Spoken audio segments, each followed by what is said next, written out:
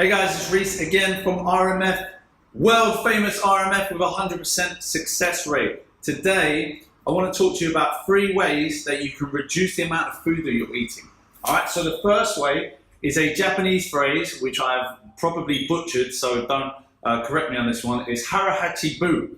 And what that means is eat until you are 8 out of 10 parts full. That's the literal translation. So what does that mean in real life? Basically, it means stopping eating when you're not hungry anymore, as opposed to stuffing yourself to a point where you can no longer move. So it's really, really common, especially in England.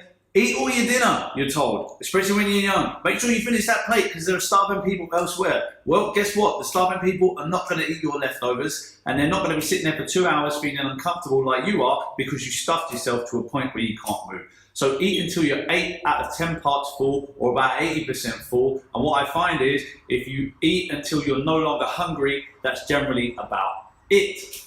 The second point, SP, stands for small plate.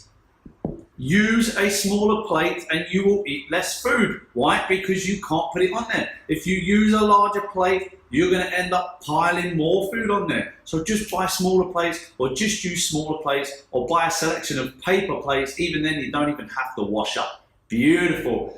And the third one, I haven't written on the board here, but the third one is being more mindful when you eat. So what does that mean? That means not eating at your desk, not being on the phone while you're eating, not eating in front of the television.